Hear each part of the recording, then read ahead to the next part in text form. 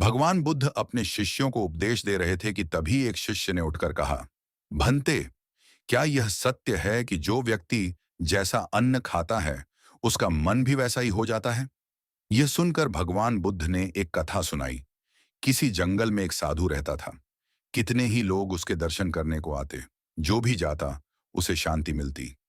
एक दिन उस देश के राजा भी वहां गए। देखा, साधु एक वृक्ष के नीचे बैठे हैं। सर्दी और वर्षा से बचने का कोई ग्रंथ नहीं है। राजा ने कहा, महात्मन, यहां तो बहुत कष्ट होता होगा। आप मेरे साथ चलिए, महल में रहिए। साधु पहले तो माना नहीं। राजा ने बहुत आग्रह किया तो बोले, अच्छा चलो। महल में गए। एक सुंदर कमरे में ठहरे। हर समय नौकर उपस्थित रहने लगे। अच्छा भोजन मिलने लगा। 3 मास व्यतीत हो गए। राजा उसकी पूजा करते। रानी उसमें श्रद्धा रखती। एक दिन रानी नहाने के लिए स्नानागार में गई। नहाकर उठी तो वह हीरों का हार पहनना भूल गई, जो उसने उतारकर स्नानागार में रख दिया था। हार वहीं पड़ा रहा। रानी के पश्चात साधु स्नानागार में गया। हार को देखा, उठाकर अपने कोपीन में छुपा लिया। स्नानागार से निकल महल से बाहर चले गए। कुछ देर पश्चात रानी को हार का ध्यान आया। दासी से बोली, स्नानागार में हार छोड़ आई हूं, उसे ले आओ। परंतु वहां तो हार नहीं था। खोज होने लगी। पूछा गया, स्नान घर में रानी के पश्चात कौन गया था? पता लगा कि महात्मा जी गए थे। महात्मा की खोज होने लगी। महात्मा मिले नहीं। राजा को झांत हुआ तो उसने सिपाहियों को आज्ञा दी, उस साधु के पीछे जाओ, उसे पकड़ कर ले आओ। इधर से महात्मा शहर से बाहर निकले, जंगल में चले गए। दिन भर चलते रहे। पांव थक गए। भूख भी सताने लगी तो जंगल का एक फल तोड़कर खा लिया। फल था एक औषधि, उससे दस्त लग गए। इतने दस्त आए कि महात्मा जी निर्बल हो गए। तभी उन्हें हार का ध्यान आया। उसे देखते ही बोले, मैं इसे क्यों उठा लाया? मैंने चोरी क्यों की? उसी समय वापस चल पड़े। आधी रात के समय राजा के महल पर पहुंचे। आवाज दी, राजा जागे। महात्मा ने उसके पास जाकर कहा, राजन, आपका यह हार है, ले लो। मैं यहां से उठाकर ले गया था। मुझसे अपराध हुआ। मैं क्षमा मांगने आया हूं। राजा ने आश्चर्य से कहा, वापस ही लाना था तो आप इसे ले क्यों गए थे? साधु ने कहा, राजन, क्रोध न करना। 3 मास तक मैं तुम्हारा अन्न खाता रहा। उससे मेरा मन पापी हो गया। जंगल में जाकर दस्त आए। शरीर शुद्ध हो गया। तुम्हारे अन्न का प्रभाव समाप्त हो गया। तब मैंने वास्तविकता को जाना और वापस आ गया। इसीलिए कहते हैं कि जैसा अन्न खाओगे वैसा मन बनेगा। जो व्यक्ति गंदा और खोटा अन्न खाता है तो उसका मन कभी अच्छा होगा ही नहीं। अन्न को जिस भावना से कमाया हो और तैयार किया गया हो, उसका प्रभाव मन पर पड़ता है। ज्ञान हमेशा व्यक्ति को प्रसन्न रखता है और अज्ञानता व्यक्ति के दुखों का कारण बन जाती है। सही ज्ञान न होने के कारण उस लकड़हारे को भी बहुत दुख हुआ, लेकिन तब तक समय उसके हाईसई हाथों से रेत की तरह फिसल चुका था। बुद्ध ने शिष्यों को एक लकड़हारे की कथा सुनाते हुए कहा, एक दिन एक राजा जंगल में आखेट के लिए गया तो मार्ग भूल गया। देर हो गई। भूख और प्यास से व्याकुल होने लगा। तभी देखा कि जंगल में एक लकड़हारा लकड़ियां काट रहा है। बहुत से पेड़ कट चुके हैं, थोड़े से बाकी हैं। उन्हीं में से एक पेड़ की शाखाओं को नीचे गिरा रहा है।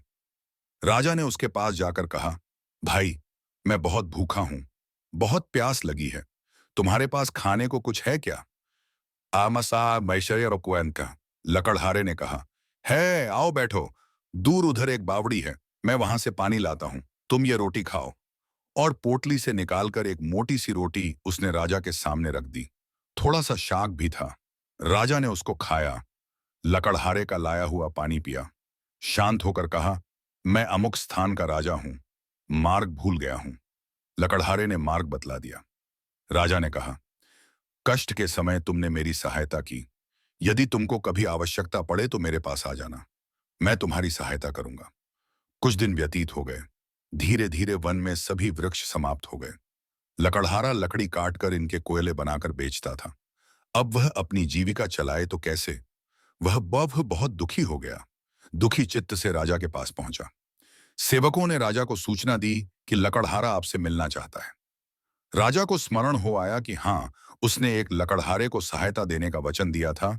एक दिन उसने मेरे प्राण बचाए थे। बोला, उसको मेरे समीप लाओ। सेवक लकड़हारे को राजा के सामने ले आए। राजा ने पूछा, क्यों भाई लकड़हारे, क्या बात है? उदास क्यों हो? लकड़हारे ने उत्तर दिया, महाराज, जिस वन में से लकड़ियां काटता था वह समाप्त हो गया। अब जीविका का मेरे पास कोई साधन नहीं है। आपकी शरण में आया हूं कि कोई वन मिले तो मैं भूखा मरने से बच जाऊं। राजा ने कहा, तुम्हारी समस्या का समाधान अवश्य ही होगा। उसके चले जाने के पश्चात अपने मंत्रियों को बुलाकर परामर्श किया कि इस लकड़हारे को क्या दिया जाए। परामर्श करने के पश्चात निर्णय हुआ कि शहर के दक्षिण में राजा का चंदन के वृक्षों का जो वन है वह लकड़हारे को दे दिया जाए। पदाधिकारियों को बुलाया गया, चंदन के वृक्षों का वह वन लकड़हारे के नाम कर दिया और उसको सूचना दे दी गई। कई वर्ष व्यतीत हो गए। राजा एक दिन अपने महल में बैठा था कि लकड़हारे का ध्यान आया। प्रसन्नता के साथ उन्होंने सोचा, अब तो लकड़हारा बहुत धनी हो गया होगा, कई भवन तथा महल बनवा लिए होंगे, इसीलिए चलकर उसे देखना चाहिए। राजा अपने मंत्रियों को साथ लेकर उस वन में गया जो लकड़हारे को दिया था, किंतु वहां कोई वन ही न था, न चंदन का कोई वृक्ष। राजा ने घबराकर अपने मंत्रियों से पूछा, अरे वह वन कहाँ है जो लकड़हारे को दिया था? किसी और स्थान पर होगा, तुम मुझे अन्य स्थान पर ले आए हो। मंत्रियों ने पदाधिकारियों की ओर देखा, पदाधिकारियों ने कागजों की ओर। छानबीन करके बोले, महाराज, वह जंगल तो इसी स्थान पर था। राजा ने कहा, फिर वह गया कहाँ? खोज करने पर कुछ दूरी पर चंदन के कुछ वृक्ष दिखाई दिए। उनके बीच में बैठा हुआ लकड़हारा भी दिखाई दिया, निराश, उदास, विचारमग्न। राजा ने उसके पास जाकर पूछा, अरे तू चिंता में क्यों है? लकड़हारे ने प्रणाम करके कहा, अन्नदाता, आपकी कृपा से इतने वर्ष तो कट गए, अब ये कुछ पेड़ रह गए हैं, थोड़े दिनों में ये भी समाप्त हो जाएंगे। सोचता हूं इसके पश्चात क्या करूंगा। राजा ने आश्चर्यपूर्वक कहा, वृक्ष तो थोड़े से रह गए हैं, शेष वृक्षों का क्या किया? लकड़हारा बोला, नित्य लकड़ी काटता हूं, कोयला बनाता हूं और बाजार में जाकर बेच देता हूं। राजा ने दुख के साथ कहा, अरे भाग्यहीन, ये तुमने क्या किया? यह चंदन की लकड़ी थी, जलाकर कोयला क्यों बना दिया? लकड़हारा बोला, चंदन की लकड़ी क्या होती है? राजा बोला, अच्छा होता यदि तू जानता। अभी 2-3 हाथ लकड़ी काट लो और इसको बाजार में ले जाओ। हाँ, कोयला ना बनाना इसका। लकड़हारे ने वैसा ही किया। एक दुकानदार ने देखा, लकड़ी तो असली चंदन की है और लकड़हारा है गंवार। बोला, ए क्या है? कुशवाहा है भाई, क्या दम है, क्या लेगा इसका? लकड़हारे ने पूछा, तुम क्या दोगे? दुकानदार ने कहा, 1 रुपया। लकड़हारा आश्चर्य में चिल्लाकर बोला, क्या 1 रुपया? उसका तात्पर्य था कि इस छोटी सी लकड़ी का 1 रुपया। दुकानदार समझ गया कि यह जानता है, बोला, 2 रुपए। लकड़हारा और आश्चर्य से चिल्लाकर बोला, 2 रुपए? दुकानदार ने घबराकर कहा, अच्छा 4 रुपए। लकड़हारा चिल्लाया, अच्छा 4? कुछ ही दूरी पर एक दुकानदार खड़ा था। उसने देखा कि पहला दुकानदार एक मूल्यवान वस्तु को कौड़ियों के भाव खरीद रहा है। उसे पुकार कर कहा, अरे इधर आ, मैं 10 रुपए दूंगा। लकड़हारे ने जब 10 का नाम सुना तो सिर पकड़कर बैठ गया, चिल्ला उठा, ढाढ़े मारकर रोने लगा। अब उसे ध्यात हुआ कि जिस लकड़ी को वह कोयला बनाकर बेचता रहा, कितनी मूल्यवान थी और कितनी बड़ी संपत्ति का उसने विनाश कर दिया। उस लकड़हारे की मूर्खता पर आपको करुणा आती है, किंतु सुनो मेरे शिष्यों, हम स्वयं भी तो उस लकड़हारे की भांति हैं। राजाओं के राजा उस परमात्मा ने न जाने किस बात से प्रसन्न होकर सांसों का यह चंदन से पूर्ण वन हमें दिया था। हमने कुत्सित वासनाओं, घृणा, पाप की अग्नि से जलाकर इसे भस्मसात कर दिया। कितने मूल्यवान हैं ये सांस, यह ये हमने समझा ही नहीं। सांसों का यह चंदन वृक्षों से परिपूर्ण वन चिते, जिसे हमने काम, क्रोध, लोभ, मोह और अहंकार की आग में जलाकर कोयला बना दिया। परंतु जो होना था सो हो गया। अब ते चंदन के जो थोड़े से वृक्ष, थोड़े से वर्ष रह गए हैं, इस जीवन के शायद थोड़े महीने। आओ, इन्हीं का उचित उपयोग करें। यत्न करें कि तुम्हारा लोक और परलोक सुधर जाए।